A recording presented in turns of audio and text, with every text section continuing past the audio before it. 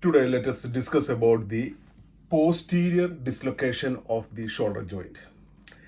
Of all the shoulder dislocation, less than 5% falls only for posterior dislocations.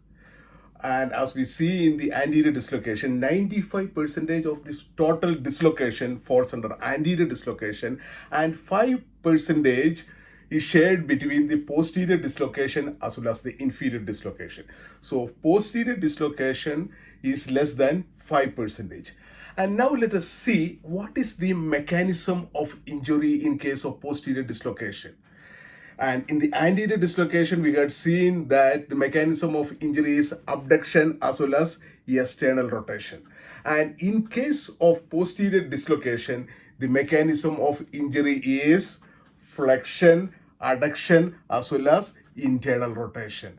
Again, the flexion, adduction and internal rotation is the mechanism of injury in case of posterior dislocation. What are the causes or the etiology for posterior dislocation? The etiology for posterior dislocation can be broadly divided into two categories. One is the microtrauma, or in case of where there is minimal injury, and the other cause is the macrotrauma. First, let us see what falls under the microtrauma. So in case of microtrauma, the shear force and the loading stress. Repetitive shear force and the loading stress. So what do you mean by a shear force? We had already seen in our initial videos. What is a shear force? Again, a shear force is a force which acts parallel to the joint, which can cause transition in the joint. So the repetitive shear force as well as a loading stress on the posterior aspect of the joint capsule can result in the degenerative changes on the anatomical structures that support the posterior aspect of the joint capsule. Okay, and which all cases you can see these type of shear stress? These type of shear stress can be seen especially when the shoulder is in the flexed, adducted as well as internally rotated position. Especially when the shoulder is in the flexed, adducted as well as internally rotated position. These type of forces can be seen in the weightlifters, and especially during the bench press. When you're doing a bench press, imagine when you're doing a bench press, when the shoulder is in the flex, the shoulder is in the adducted and internally rotated position, the shear force, the humerus will come in the vertical position, and this parallel shear force will pass directly downwards to the joint capsule or the glenohumeral joint, which can exert a downward pressure, a posterior pressure on the shoulder joint, which can result in the posterior dislocation of the shoulder joint. And what are the other factors? And the next is it can be seen in the swimming. So when you are going for the swimming, when you are going for this action, what is the action? There is a flexion, there is an adduction as well as an internal rotation. And these movement can enhance the movement, posterior movement of the head of the humerus, which can result in the posterior dislocation. Another category is seen in the military personnels when they are going for a march past. When you are going for the march past, when you are going for a military person march past, flexion, adduction and internal rotation. So all these repetitive forces can cause trauma to the structures that protect the posterior aspect of the joint capsule, and which can result in the posterior dislocation of the shoulder joint. And what are the macro trauma? What are the major trauma? It can be seen in a contact spots when there is a direct heat on the anterior aspect of the shoulder. When there is a direct heat on the anterior aspect of the shoulder, what happens? This will push the head of the humerus posteriorly. What are the type of games you can see? Football is a type of contact sports. Rugby, then the kabaddi. All these sports activities can cause a direct contact on the anterior aspect of the shoulder, which can result in the posterior dislocation of the shoulder. Now, let us see the clinical manifestation of the posterior dislocation of the shoulder. What are the first clinical manifestation? Clinical manifestation means the signs and symptoms. And first is the patient complains of pain. Of course, the patient complains of pain. And there is a clicking sound when the patient tried to do the movement, especially when the patient tried to do any movement, especially the cross adduction movement or the transverse adduction or the horizontal adduction movement, which will enhance the posterior movement of the head of the humerus. Okay, so pain, clicking sound on the posterior aspect of the joint. Okay, and the patient will keep the shoulder in the internally rotated position. The patient will keep the shoulder in the internally rotated position. Keep the shoulder in the internally rotated position. What are the other? Since the patient is keeping the shoulder in the internally rotated position, what happens to the head of the humerus? The head of the humerus is rotating posteriorly, and you can see the humerus, the prominence of the humeral head on the posterior aspect of the shoulder joint. The prominence of the humeral head on the posterior aspect of the shoulder joint. Okay, and since the humerus is internally rotated, what will be the position of the head of the humerus? The head of the humerus can be seen posteriorly as well as laterally. And remember, when you see about the anterior dislocation of the shoulder, the head of the humerus can be seen anteriorly as well as medially. Here, the head of the humerus can be seen posteriorly as well as laterally. And there is a retroversion on the humerus. What is the retroversion? The posterior rotation of the humeral head, the posterior rotation of the humeral head. And all these factors will make the coracoid process more prominent. The head of the humerus is pushed backwards and the shoulder is in the internally rotated position, which will push the coracoid process. When you see, where you can see the coracoid process, move your fingers through the clavicle, and where there is the maximum concavity of the clavicle, just down you can see the coracoid process. There is a coracoid process is more prominent. So the coracoid process is more prominent. The shoulder is in the internally rotated position. And you can see there is a weakness of the rotator cuff muscle. The weakness of the rotator cuff muscle, and there can be weakness of the deltoid muscle, especially the posterior fibers of the deltoid muscle. Okay, posterior fibers of the deltoid muscle, weakness of the rotator cuff muscle. So there is a weakness of the rotator cuff muscles. Again, look for any weakness of the scapular stabilizers. What are the scapular stabilizers? The scapular stabilizers, we'll see in detail about the scapular stabilizer muscles when you are going for the scapular humeral rhythm as well as the upper cross syndrome. But let me say about little bit about the scapular stabilizers. The main scapular stabilizers are the serratus anterior, the trapezius, the levator scapulae, the rhomboides, as well as the pectoralis minor muscle. So all look for any weakness of the scapular stabilizers as well as the rotator cuff muscle. And again, another clinical factor is that the patient will try to apprehend the movement, the sequence of movement. Which sequence of movement?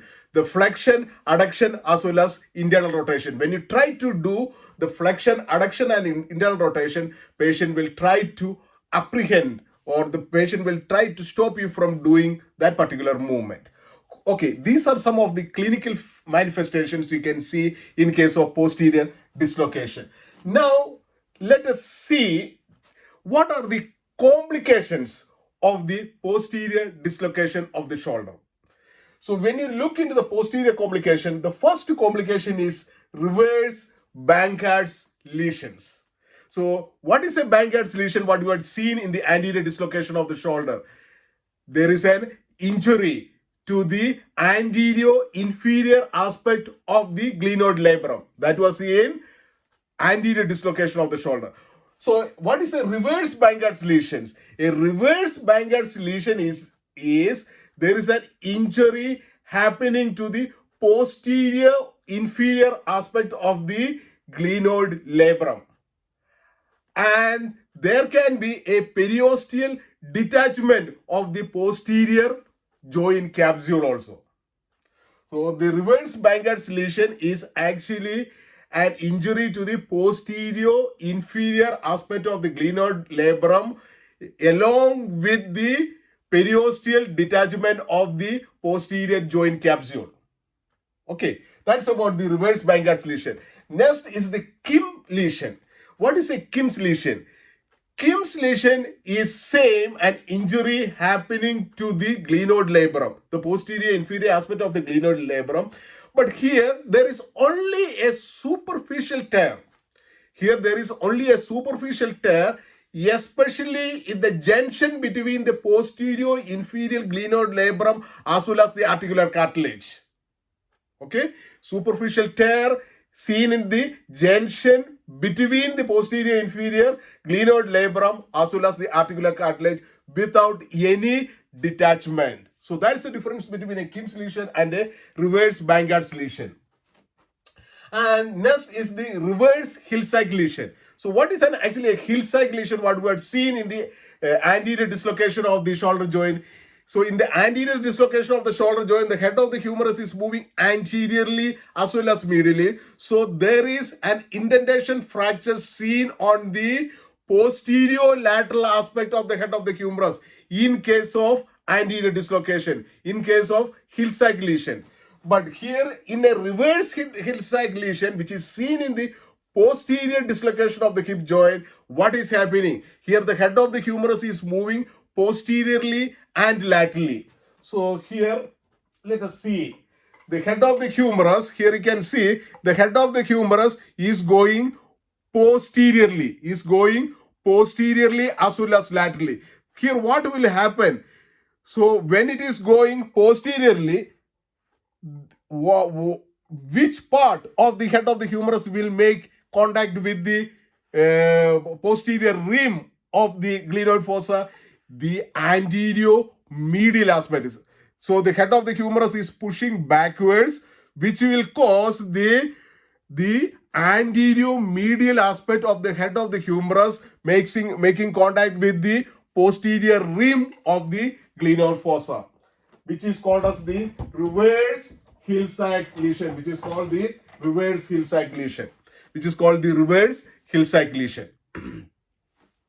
And in anterior dislocation of the shoulder joint, which is the ligament which is getting, which was more prone to injury, the inferior glenohumeral ligament. And which band of the inferior glenohumeral ligament? The anterior band of the inferior glenohumeral ligament was prone to injury in case of anterior dislocation. But in case of posterior dislocation of the shoulder, the posterior band of the inferior glenohumeral ligament, can get injured, which can also cause an avulsion of the posterior band of the inferior glenohumeral ligament. So these are some of the complications you can see in case of posterior dislocations. Again, there can be a rotator cuff tear can happen to the in case of posterior dislocation. So look for any rotator cuff tear. Then look for any weakness of the deltoid muscle, especially to the posterior fibers of the deltoid muscle. And now let us see about the radiographic findings in case of posterior dislocation of the shoulder. How will you differentiate a normal shoulder from the dislocated shoulder from the radiograph? So, the light bulb sign, the presence of light bulb sign. So, when you look into a dislocated shoulder, especially the posteriorly dislocated shoulder, and as we see, in case of posterior dislocation, the head of the humerus is rotated internally. So when you look into the fixed internally rotated head of the humerus,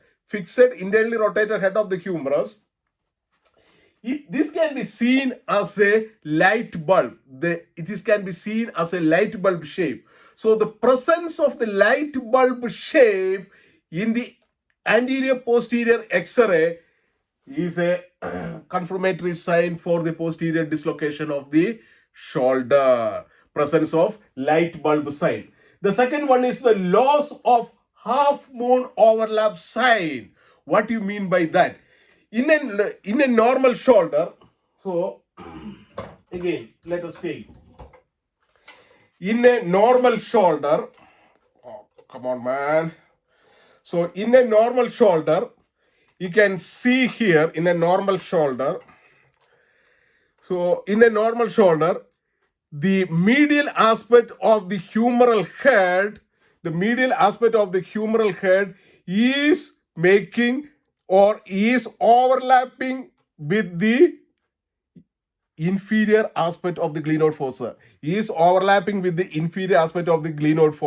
So when you see in the X-ray, this overlapping can be seen as a shadow, which is in the shape of a half moon. So what is that? The medial aspect